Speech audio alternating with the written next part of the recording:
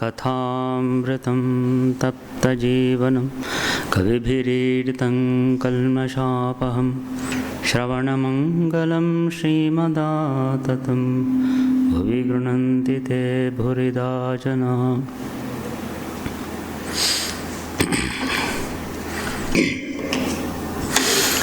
Namaste.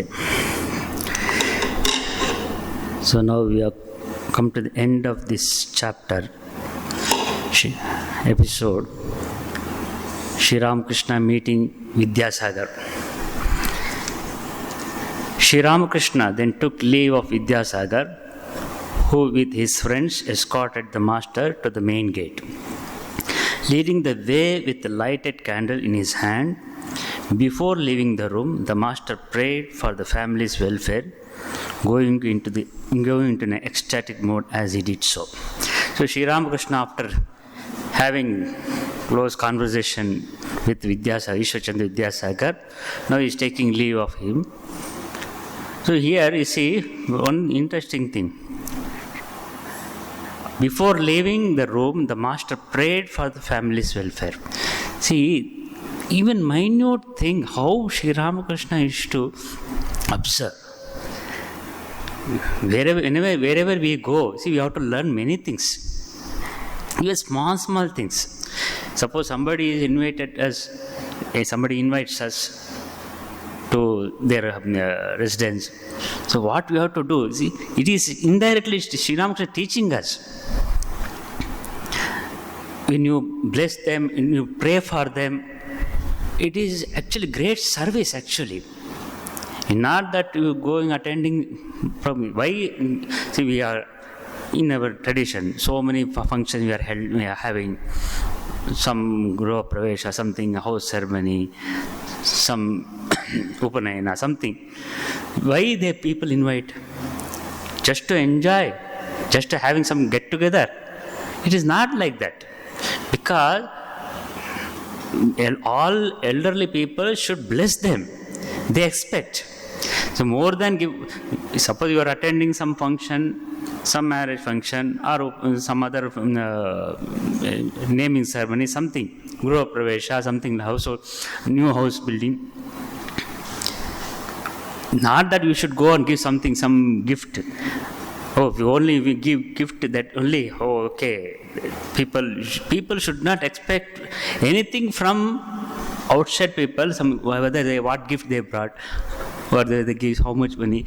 I heard that, I never seen. In some places, I don't know.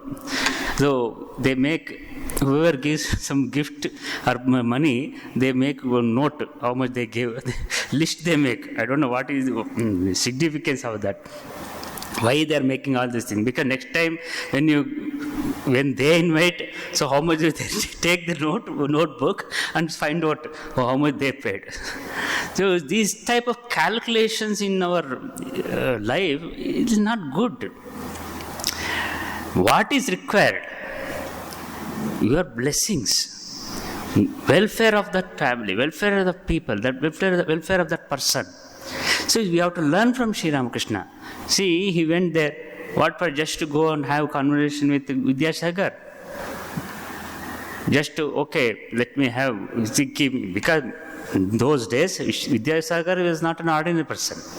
He was a very prominent person and very popular, he had very good popularity in whole of Bengal. He was running school.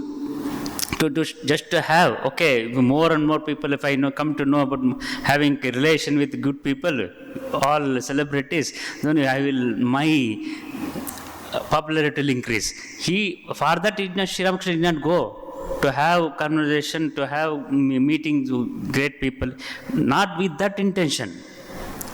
So he went there to observe everything, what they are thinking, what I can learn. So Sri Ramakrishna going there, before leaving, the smallest thing also is not leaving. The master prayed for the family's welfare, going into an ecstatic mood, as he did so. So wherever he goes, before leaving, he prayed for them. He used to pray to Mother, please bless them. That is why they all become great. So as soon as the master and the devotees reached the gate, they saw an unexpected sight and stood still. In front of them was a bearded gentleman of fair complexion, aged about 36. He wore his clothes like a Bengali, but on his head was a white turban tied after the fashion of the Sikhs. No sooner had he seen the master than he fell prostrate before him, turban and all. This was Balram Bose. Balram Bose, so he was waiting outside. So he did not come inside. Then Sri Ramakrishna came out after having conversation with Vidyasagar. Then he saw white complex, somebody is standing. Then he saw it is Balram Bose. See, Master Mahashya is such a beautifully description he has given. When you read this Gospel of Sri Ramakrishna, you will not get bored. So every description, even minute things, who was there and where you are sitting and which side you are sitting, every details he is giving, so that seekers, those who are really spiritual seekers, when you sit and meditate about every words of Sri Ramakrishna, every utterances of Sri Ramakrishna, when you sit and meditate, you can picturize yourself, so that when you see such a beautiful way, he could have given whatever Sri Ramakrishna has given, all his teachings, you put it in sequence wise. Oh, he has told this, he has told like this. He could have given.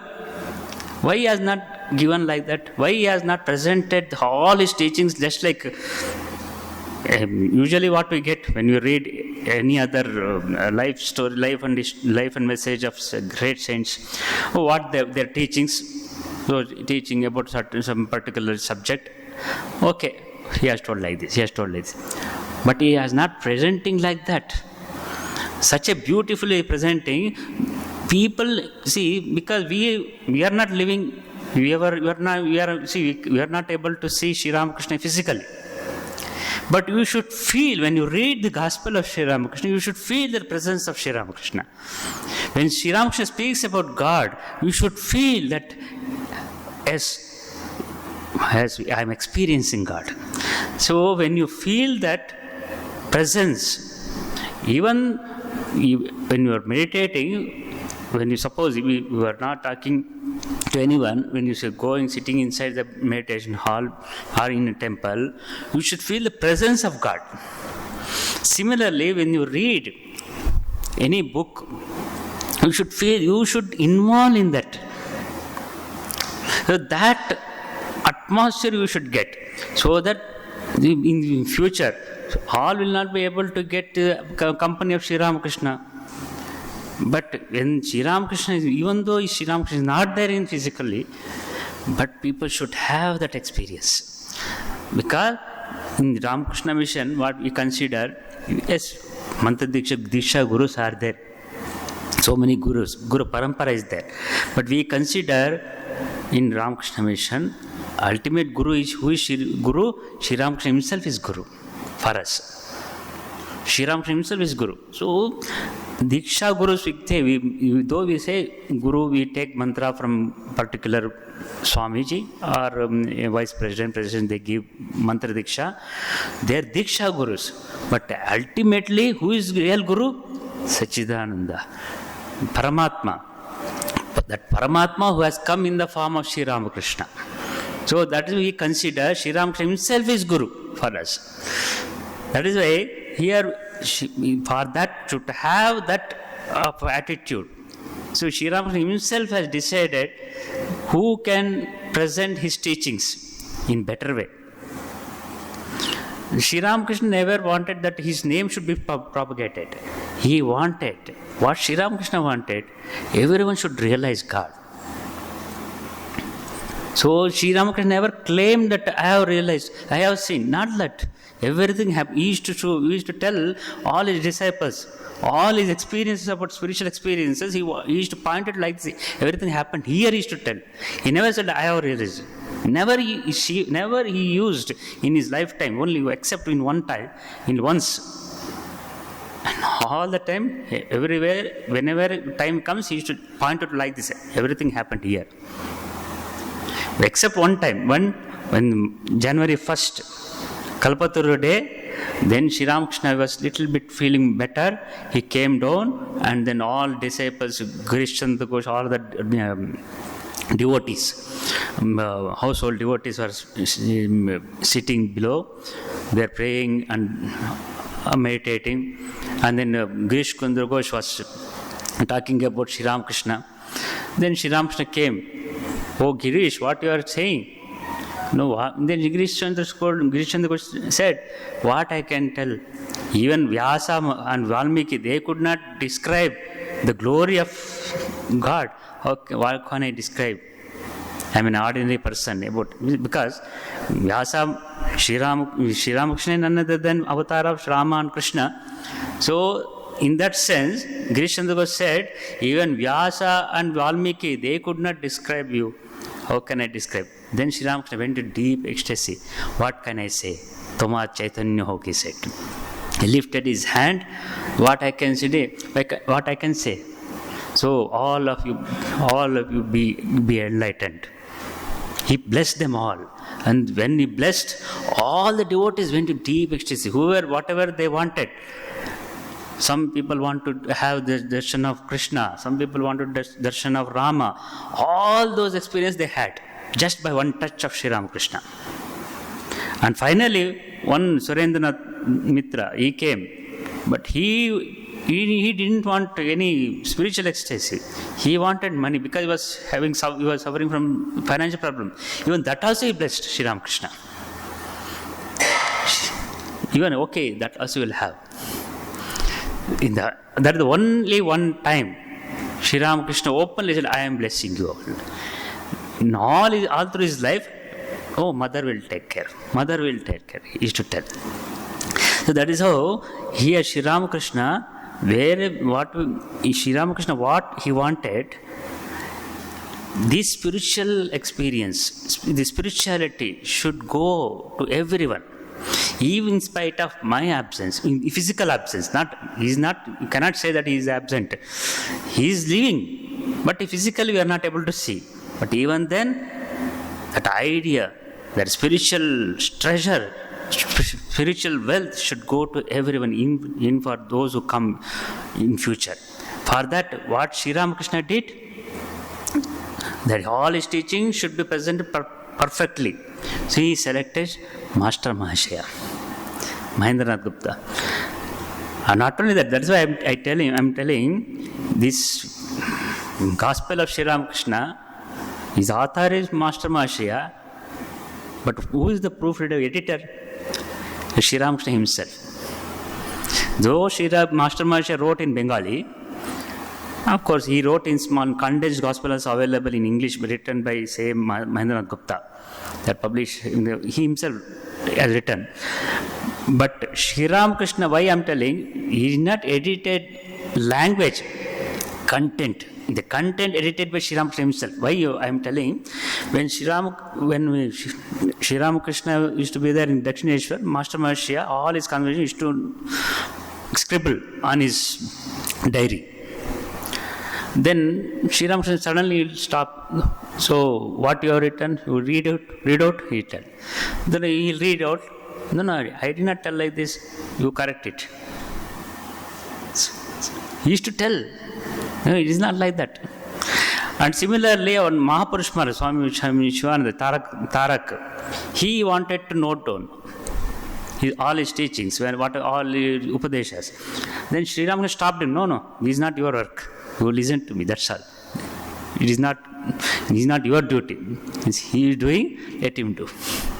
See, everything is pre-planned. Sri Ramakrishna pre-planned everything. So that there should not be any ambiguous in his statements. All the utterances should not go in misunderstanding. People should not misunderstand. There should not be any ambiguous, any confusion. He is very much particular. That is the greatness of Avatar. Why is Avatara? This is the reason. You see, Bhagavad Gita, you don't find any ambiguous statement by Lord Krishna. Right from the beginning to end, you will not find any little confusion. No confusion you will get. In spite of so thousands of years, even today, why Bhagavad Gita is so great. And more and it is this Bhagavad Gita become more and more popular. Why it is happening? Because Avatara. This Avatara, they whatever they say, there will not be any ambiguous statements. No confusion will be there. But ordinary people, there's the same, some intellectuals you see. Today's theory, what they give today one theory, after some days, after some years, that old theory can be discarded. All the philosophy, so many Western philosophy, why the Western philosophy completely collapsed? So many philosophers came from Western philosophers. Why you don't find any new philosophers? Because it remains only in intellectual level. They never went into deep root. They never went into the source of knowledge, where knowledge comes from. But all these great avatars, they are not just philosophers. They went to the source of knowledge. And Shankara, these people even know also Shankara's Bhashya, so valid. Why? They're just like that. Okay, something came to my mind, I will write as per my understanding. Not like that. They did sadhana. Then when they realized, okay, the presentation may be different. Shankara gave in Advaitic philosophy, Ramanuja gave Vishishtadvaita philosophy, but whatever they presented, whatever they understood, the truth, they have experienced the truth. While coming to the present, presenting the truth, naturally it distorts. Naturally, in different angle, that is right also. Even from Ramanuja's point of view, what he said, that is right. You cannot deny it. From the Shankara's point of view, truth is right. Because truth can be experienced in different angle. That is what Sri Ramakrishna said, Jothomo Tathopot. As many ways, so many paths. So they went to the source. Just superficially they did not do anything. Superficial, just reading some books, reading some Upanishads, understanding, having good language skill, they write something. It is not like that. They never had that type of intention. They wanted to know what is truth. They want to realize it. Then what Sri Ramakrishna did, because Sri Ramakrishna, instead of reading all those things, better let me not go, let me not touch any scriptures. Directly, how the scriptures came out, how these scriptures emerged, similar fashion, let me go and discover the truth. That is what Sri Ramakrishna did. Sri Ramakrishna was not against any scriptures. Sri Ramakrishna was not against any Upanishads, all these things. Because Sri Ramakrishna practiced the Shastra, as per Shastra, directly, that is the proof. Sri Ramakrishna is the proof of these Upanishads. Whatever Upanishads and Shastras is telling is Praman, yes, that is true. How we can have faith in Shastra? Because Sri Ramakrishna practiced and proved that these Shastras are valid. These Shastras are valid because Sri Ramakrishna practiced it.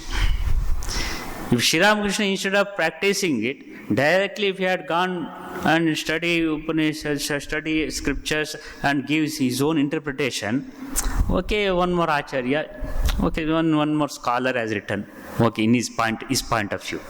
People would have become just like any other Acharya, that's all, any other scholar. You would not have considered him as an avatara. Just okay, some other person like. But avatara, they don't do like this. They come. And Sri Krishna, we don't know. Sri Krishna never went to school. Only after many years he went to Sandhya and he was there for few years. All through is the Lord Krishna playing with Gopalas, playing with cowherds. Who all the time never had any formal education. Only few years in Sandipini he was there. Later nothing. All through his own experience. Sri Krishna, Lord Krishna, in life experience. After that only, having that life experience only, he gave that highest knowledge to Arjuna. Of course, Lord Krishna is avatar, okay, he is a God himself as incarnated.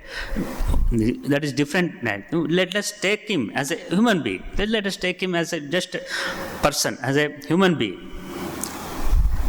How that highest knowledge, highest philosophy gave to this Arjuna through his own life experience only. The Sri Ramakrishna, what he gave? His own experience, his own sadhana. So through that sadhana, see, in spite of always remaining in samadhi, he never forget. He never forgot to bless wherever. He never forgot to practice basic principles. When Sri Ramakrishna was in normal consciousness, he used to follow. He followed everything. All the rules, what is basic need as a person, as a householder, as a human being. As a human being, how one should behave in society. He practiced. When he was in deep spiritual mode, he is a different person. He used to forget his own body.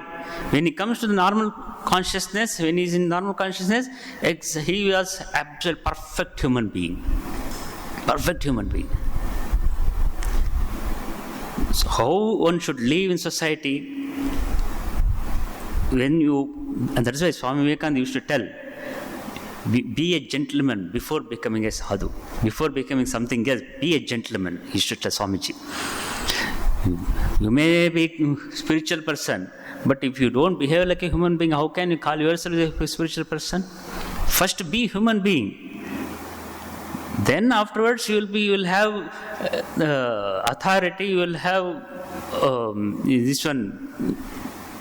You will have you can call yourself, you will be eligible. You will be eligible to become spiritual person only when you become human being. If you are not human being, if you don't have any human being qualities, how can you claim yourself a spiritual person? That is the thing. First, that is why through Sri Ramakrishna's love, what we can learn, if you see any godman, whoever claim themselves their godman, whoever claim themselves as a great spiritual person, first observe him is how he behaves in society. Whether whatever he speaks, at least minimum basic things, whether he is following. At least as a human being is behaving.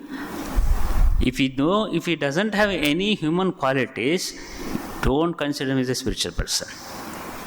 So you see any great souls, Ramana Maharshi, all Shankara, and later whoever came in later period, they're so human there, so human. You see, Chaitanya Mahaprabhu, so much of compassion for people. See, okay, their path is different. The realization of highest realities path is different. But when they are normal, so much of compassion. Even Ramanujacharya, so much of compassion for poor people. That is why they are eligible for spirituality. They are eligible to, why we consider them the Jagat Gurus. Just like anybody who wears so many paraphernalias, we cannot call them as Jagat Gurus. Jagat Guru means what? Whether he is following the principles of human being. First quality, basic quality for spirituality is qualities of human beings you should have. Basic principles of human being. Then only he will be qualified for spirituality. That is called adhikara. Adhikari, how it comes? That is why Vedanta, see, when Vedika Sampradaya, Vedika certain yajnas, any ritualistic, for that only a particular person can perform this yajna. But realization of highest spirituality, realization of Brahman, there is no bar Anybody, whether man, woman, no caste, no varna varna is applicable for those things. In Vedanta itself it says, for realization of Brahman, everybody is adhikari. Everyone is adhikari to attain Brahma Jnana. For secular and to fulfillment of your desires, some certain rituals, only particular person only can perform the particular rituals. Those things are applicable to certain rituals. But to realize highest reality, to realize Brahman, so everybody is adhikari. For that, what is that adhikari? Who can become adhikari for Brahma Jnana? One who has got these basic human principles. Ihamotta palabho viraga, nityanta vastu viveka, vairagya, and control senses, shama, dhamma, shat-sambati, and desire for moksha. Mumukshatva. These are sadhana chatushtaya. Whoever all these qualities. So how these qualities can come? Only person who has got human qualities. If he is human being, then he can acquire these qualities. If he is not, basically he behave like in the form of human being, behave like an animal, then he cannot be adhikari for realization. That Sri Ramakrishna, how he is teaching, you see. So then, when he stood up, the master said, who is this? Balram. See, it's such a beautifully, just like his conversation, the whole, this one, sequence, Master Maharshi has beautifully has put.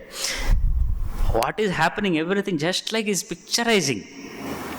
As if you are going, when you read, when he stood up, the master said, who is this? Balram. And that means such a way, Sri Ramakrishna, as if Sri Ramakrishna is telling, oh, Balram. So you should have felt, oh, we will go there. You are going there. Sri Ramakrishna, you will also stand next to Sri Ramakrishna and observing what Sri Ramakrishna is telling. So that you will have that complete ambience of Sri Ramakrishna's presence. The ambience of Sri Ramakrishna's presence you will feel when you read. So that is why Master Maharshi wrote like this. He compiled like this. This is the reason. Why are you here so late in the evening?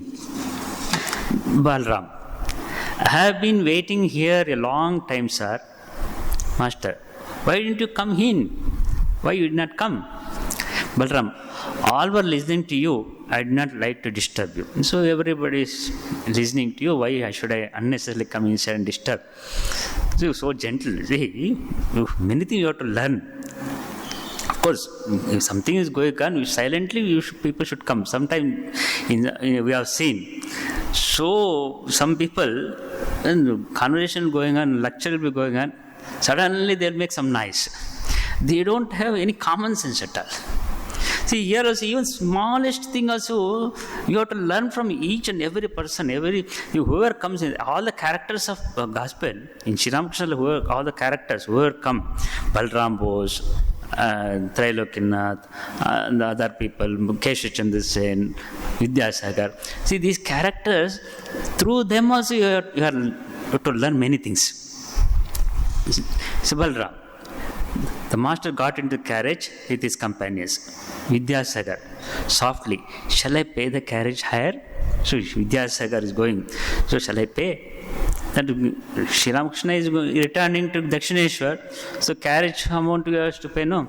So it is courtesy. It is Vidyasagar, he has come to his house. To see him only came. To see Vidyasagar only came. So it is as a courtesy, as a gentleman, he is asking silently, Master Maharshi, shall I pay for carriage fees? Oh, don't bother, please, it is taken care of. So already everything is arranged, because Sri Ramakrishna never used to tax someone else. In very much particular. When before going to somebody's house, whether everything are there, even while going, towel used to carry. One day, Balram house he was going. He is one of the direct disciples of Sri Ramakrishna-Vivekananda. He forgot to carry towel. Then after reaching, where is that towel? No, anyhow, he will give. I thought, what nonsense? What they feel? You should not forget your things to carry. Going somebody's house expecting they will provide, it is bad. What they will think? If they go to somebody's house, this fellow, this wretched fellow, this Daridra has come to my house, they may feel. So we should not tax anyone. See, so particular Sri Ramakrishna, see, he is a great spiritual person. Okay, I'm a spiritual person, people will take care of me. See, never expected anything from anybody. God, he considers avatara. People used to respect him so much, love him. People used to love him so much. But he never took advantage of his popularity. He never took advantage of his goodness. Never asked anything to anybody. So this is the thing we have to learn. So Sri Ramakrishna, before going to Vidyasagar's house, he already decided whether, everything is okay. Who will take care? Who will pay money? Everything is to ask. Afterwards only he used to leave Dakshineshwar. Before that, he never used to go out. Okay, who will pay money? Who will give money? And all the taking into consideration, then only he'll step outside the Dakshineshwar. That is the greatness. See, many things you have to learn. It looks, what is there? It is there anything to learn in this? You have to learn. Then, Vidyasagar and his friends bowed to the Sri Ramakrishna and the carriage started for Dakshineshwar. But the little group, with the venerable Vidyasagar at their head holding the lighted candle, stood at the gate and gazed after the master until he was out of the sight. So even small, all these details he is giving. So Sri Ramakrishna is going from distance, the master was observing. So still Sri Ramakrishna completely invisible, so they were standing, holding that lantern. Now, this chapter is over. Now we have come to the next second chapter. I think this will be the last class for me, because since our Raghunayakanandaji, he has taken over managership here. So in next Sunday onwards, he will continue. What subject he will take, I don't know. But I am taking over his class in Vivekandilam. Every Saturday Bhagavad Gita class I am taking. So this will be the last class. So just I will, next chapter, just introduction. Then afterwards, this will be the last class. So advice to householders. Sri Ramakrishna was talking to Hazra on the long northeast veranda of his room. When M arrived, he saluted the master reverently. So he was talking to Hazra. Master. So after seeing Master came, he was talking to Hazra. In the meantime, Master came. Master is talking to Master, that Mahendranath Gupta. I should like to visit Ishwarchandra Vidyasagar a few times more. The painter first draws the general outlines and then puts in the details and colors at his leisure. The molder first makes the image out of clay, then plasters it, then gives it a coat of whitewash, and last of all paints it with brush. All these steps must be taken successively. Vidyasagar is fully ready, but his inner stuff is covered with a thin layer. He is now engaged in doing good works, but he doesn't know what is within himself. Gold is hidden within him. God dwells within us. If one knows that, one feels like giving up all activities and praying to God with a yearning heart. Sri Ramakrishna, after visiting Vidyasagar's house, after returning, he is talking to M. He is telling, say, I should like to visit Vidyasagar once again and again. Why? Sri Ramakrishna just going there, not like that. See, Sri Ramakrishna's intention, what is his intention? Whatever he realized, and whoever sees he is eligible for high spirituality, he feels that somehow he has come to this much level, I should uplift him. I should make him to realize. So all great souls, even Buddha after enlightenment, what he did, he could not, he became restless. So I have realized the truth. I should give it to the people who is eligible. So he was, naturally, all great souls, avatars, or enlightened beings, they feel like, people are suffering. So how should bring them out?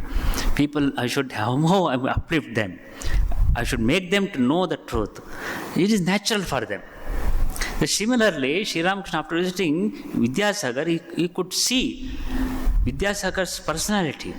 He was a great soul. Very, very good human being he was. So that is why Swamiji said, no, each soul is potentially divine. The goal is to manifest divinity within. Sri Ramakrishna, he is actually demonstrating how to manifest divinity. Each soul is potentially divine. The goal is to manifest divinity within by controlling nature, external and internal. That is the definition for religion, Swami Vivekananda said. Anything you say, any talent in any person, suppose, for example, as a beautiful sculptor, he manifests his divinity. How he manifests divinity?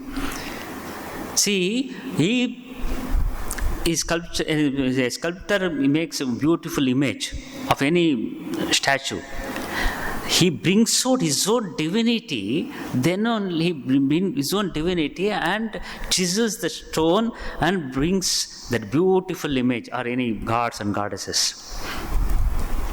Is it gods and goddesses, divinity is in stone, or divinity is within him? Any field you take, whether it is sculptor or any teacher or any engineer or doctor.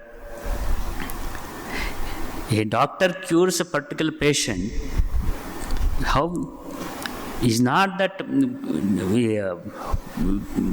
doctor cures a patient's disease because of through his divinity, through his divine personality, divine qualities, he acquired the knowledge of medicine, how to cure that.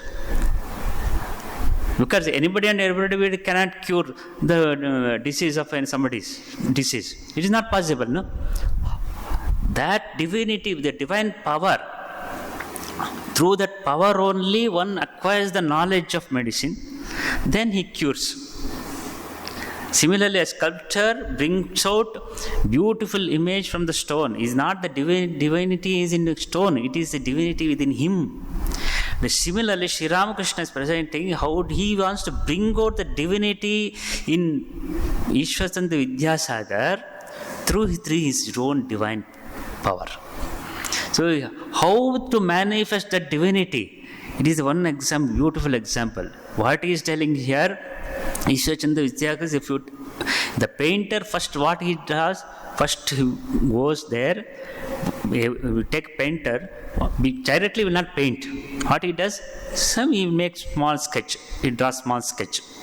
Later on slowly he will little bit all details will go, and finally final painting he does. Similarly, Sri Ramakrishna, one visit is not enough. So he first what he did, observed Vidyasagar's quality, what is stuff in him, what is that stuff in him, and observed. Then what finally he came to the conclusion, yes, almost to the doors, although the doorsteps of highest reality, one thin layer is there. If that is removed, he will realize. How he understood? Because his own through divine power, he could understand, manifest. See, that is how these great souls, why they are so much eager to help others who are is seeking God, whoever is a good, great people, why they are so much eager to make them to know the truth? Why this Buddha, Krishna, all the Sri Ramakrishna, why they are so much? What is there? I have realized.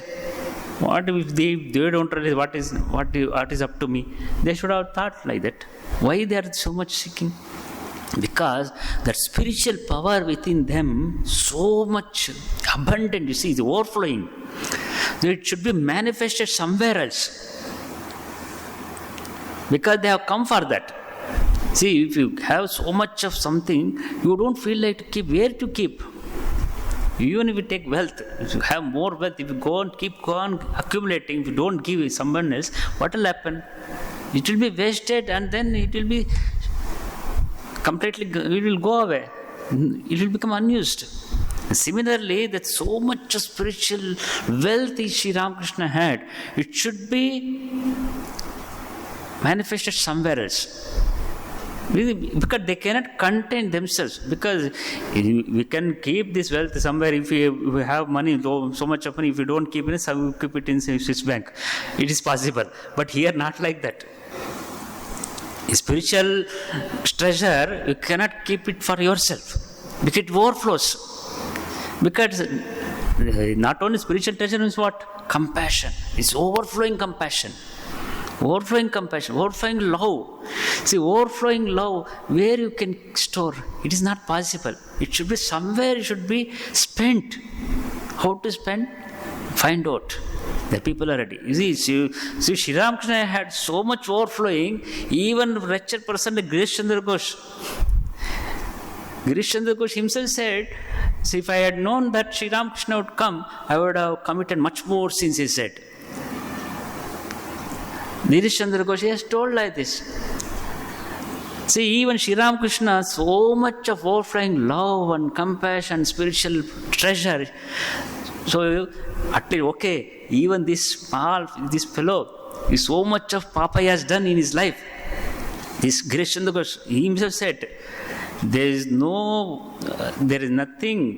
there is no sins in the whole world. That much of sin I have committed.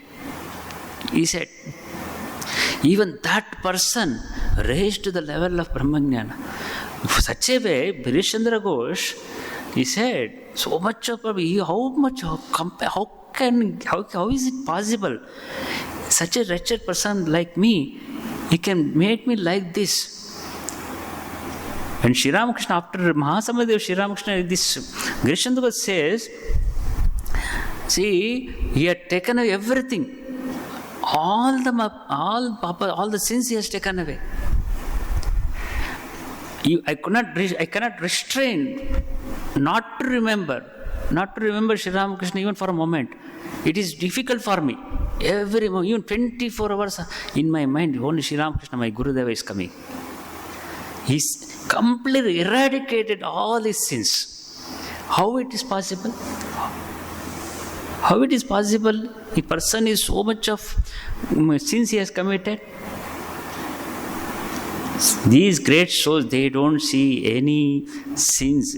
They see the sins. They don't see the sinner. That is the main thing. Sins, people commit sins, but they don't see the sinner. No. So according to them, there is no sinner. You commit sin because of ajnana. Because of ajnana, avidya, people commit mistakes. Because of ajnana and avidya, people commit all sorts of sins. Consider themselves, this is the only truth. What I consider, that is the truth. That is the ajnana. So for them it is not difficult to remove that ajnana. So because Sri Ramakrishna overflowing love, overflowing the spiritual power, so much overflowing the compassion, he could not restrain himself. That's why he could uplift even greatest sinner also. Then you have to understand, that is how to manifest divinity within. Each soul potentially divine. And Swamiji says each soul is potentially divine. How? Each soul is potentially means even sinner also is divine. You cannot call him sinner. Swamiji said, it is sin to call a person as a sinner. Swamiji said. Don't call anyone as a sinner. He may commit sin, but he is not a sinner. Why he commits sins? Because of avidya, ajnana. He considers himself his body. He identifies himself with this body and mind. Whatever he thinks, external thing, that is the truth. That makes him to commit sins. Otherwise, there is no sinner. Nobody is sinner. Each soul is potentially divine. So, Sri Ramakrishna, what he did, he manifested this divinity, bring out that other person's divinity from outside. So, even Girish Chandra Ghosh, a person like Girish Chandra Ghosh, he could bring out that divinity from him. Is it not easy for him to bring out his divinity of Vidyasagar? Ishapremananda Vidyasagar himself is a great soul. Swami Vivekananda himself said, after my Gurudeva Sri Ramakrishna, if there is any person is a great person in this world, that is Ishapremananda Vidyasagar, he said. Such a great person, Ishapremananda Vidyasagar. So this Vidyasagar, Sri Ramakrishna is telling, see, I must visit one more time. The only thin layer is there. Thin layer means he was engaged in activities. He was completely engaged in service activities. So, service activities, Sri Ramakrishna, okay, you do service activities, good, but that will not, karma will not give you moksha. Karma, as per the Shastra, karma will not give moksha. Karma will give, it purify your mind. Chitta Shuddhi happens, but it will not give moksha. Then, that is why Shivagnana Jeva Seva, idea of Shivagnana Jeva Seva, what type of, Sri Ramakrishna gave in the attitude of complete renunciation of karma phalatyaga. Karma phalatyaga. That is what Sri Krishna is karmanyevadikasa ma phaleshu kadachana, he said. That means when karma phalatyaga, if you give up, you are doing service to the society, it should become natural. It should be like instinctive, not intentional. You start with intention. Any work, doing good to the others is good, no doubt. Going good to the society, serving the people. We are Ramakrishna Mission serving, running hospitals, schools, all those things, good. It's with the intention of doing service to the people, intention is good. But ultimately, as an individual, I am doing service. But my intention should not be only to service. My intention should not be only to, my goal should not be only to service and do good to the people. What happens if you don't have any detachment, if you don't develop detachment, what will happen? Then ego will come. You are nurturing your own ego. I am doing good things. That will be the greatest obstacle for realization. For that reason, Sri Ramakrishna, what he said, Shivagnana Jiva Seva. Shivagnana means, I am not doing this work. I am not doing this service. I am doing service of God. If you develop that attitude, ultimately what happens, your service becomes instinct. You go on doing service. You will not have any attachment. Then your mind will be fixed on God. Then automatically the moksha, the liberation is taken care of.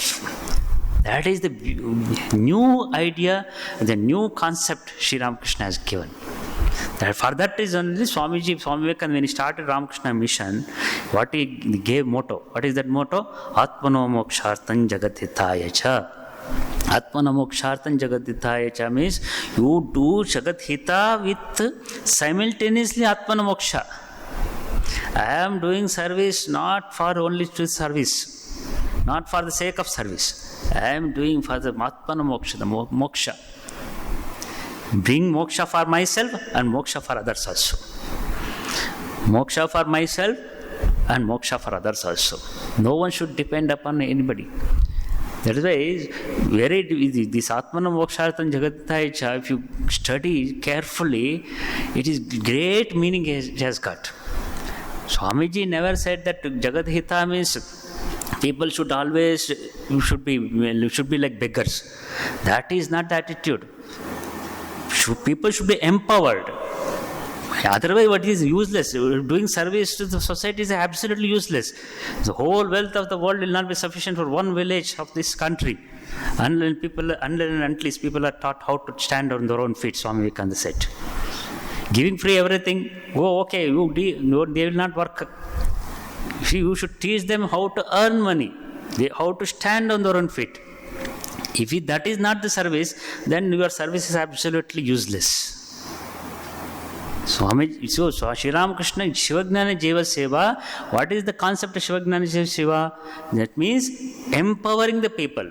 They should stand on their own feet. Ultimately, they will think themselves, and what is the ultimate goal of my life, they will understand. If you go on giving service, only going making them depending on someone else, that means you are making them to trapped in the bondage. You are trapping them in this samsara. If you don't keep the idea of Shivagnana Jeva Seva, service God in man, if you don't have that attitude, actually not doing service, you are disserving the society. Our attitude should be empowering the people. Otherwise, indirectly you are making them to bondage. You are making him to depend on somebody else. That is not service. That should not be our attitude of service. That is what Sri Ramakrishna, when he goes, and that way Sri Ramakrishna, beautifully, when Swami Bhuteshananda ji, the 12th president of our order, he, after having initiation from Swami Sharadanaji, he received initiation, Mantra Diksha from Sharadanaji. Sharadanaji is a direct disciple of Sri Ramakrishna. Then after he did pranam, Bhuteshanji went and asked, Maharaj, please bless me. I should realize God by my own effort. Through my own effort, I should realize God, he said. He need not ask that Maharaj. If he had asked, he would have given, because Sharadanaji is not an ordinary person. He wrote great master, Sri Ramakrishna Lila Prasanga. When you are writing the biography of Sri Ramakrishna, about Tantra Sadhana, all those things, with the permission of Holy Mother, he himself practiced and realized, and afterwards only he wrote. Whether what Sri Ramakrishna has practiced, particular sadhana, is right or wrong, he himself practiced. He went and practiced with the permission of Holy Mother, because Swamiji forbidden to any of our monks to practice Tantra Sadhana. Only for Sharadananda ji, he took permission Holy Mother and went and did particular certain sadhana, Tantra Sadhana, and afterwards only understanding that through that sadhana one can realize. Later on only he wrote biography of Sri Ramakrishna. That is how Sri Ramakrishna Lila Prasanga came. That is a very wonderful book, Lila Prasanga, everyone should read. It is something different. The only biography of a great saint in such a fashion it is written, completely research-oriented book. Generally, when you read the story and life history of any great saints, it will be some sequence-wise. He born particular this and so and so, all the miracles, all those things. It is not like that. The Lila Prasanga is simply dissecting the life of Sri Ramakrishna. He completely dissected. And whether Sri Ramakrishna, what he practiced is true or not, he himself practiced. And when he did research, with that reason, because some people write without any, some cockle bull stories also they included. He has not done like this. Authentic biography of a great saint, that is Sri Ramakrishna Lila Prasanga, or in English, Great Master. So Sri Ramakrishna, what he is telling, I want to visit Vidyasagar once again, because already he has come to the doorsteps of Brahmajnana. Just one thin layer is there. That thin layer, when it is removed, what is that thin layer? He is not ignorant, because his attitude is only do service, that's all. He didn't have any inquiry about how to realize God. And spiritual inclination was not that much. Of course, he was practicing all the rituals, whatever the prescribed. He never gave up in spite of all doing service. He is coming from the Brahmin family. He was practicing all the rituals what are prescribed as per the Shastra. At the same time, he is very Catholic and broad-minded. He never had any discrimination with anyone. All these things were there. But only thing is, he attended only to service. So only service will not give you the realization. What is the goal of human life? God realization. What for we have come? Why we have taken birth? That will give you the answer. Then that is the ultimate goal of human life is moksha, liberation. What in simple language, Sri Ramakrishna, what he said, God realization is the goal of human life. So he has come to the doorsteps of Brahmagnana. So one more visit is necessary. So I have to go and visit him and make him to realize God. That is what. So the master talked with him, now pacing up and down long veranda. So in long veranda, along with M, he was walking on the veranda. See, all the description is giving here. Master, a little spiritual discipline is necessary in order to know what lies within. So what is advising Sri Ramakrishna? A little spiritual practice is necessary. What is lies within? Every one of us, little practice is necessary. Then we wonder what is there. At least not necessary when we realize, forget about the time. Time is relative. Who will realize first? Whether you may realize, those who are sitting here, who knows? Brahmagnani, we cannot understand. Anybody, any moment can become Brahmagnani. Among you can become Brahmagnanis. Only those people who are sitting here, sadhu can realize, others cannot. There is nothing like that. In this spiritual world, who is first, who is next, there is no competition here. Who is God, who is grace upon whom, we don't know. Any person who is an ordinary person, for example, take the example of Latu Maharaj, who is absolutely illiterate. He became Brahmagnani. He need not study any Shastra. He doesn't know anything. He became Brahmagnani. Those scholars, those days, even Devendranath Thakur was a great scholar. They did not realize God. Grishandra Ghosh is such a, himself considered as so papi. Then he became Brahmagnani. That is why there is no hard and fast rule, first who is next, nothing like that. There is no sequence. Anybody, anytime, anybody can realize God.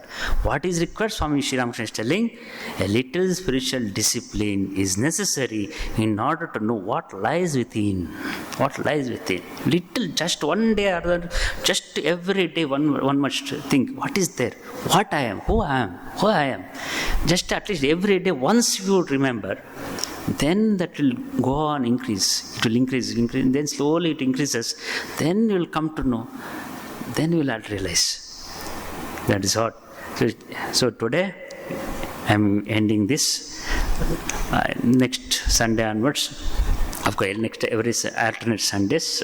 One alternate Sundays will be taken over by Swami Raghunathanji. So every Saturday, Bhagavad Gita class will be continued in Vivekananda Illam. Thank you very much. Om Shanti Shanti Shanti Hari Om Tat Sat Sri Ramakrishna Arpanamastu.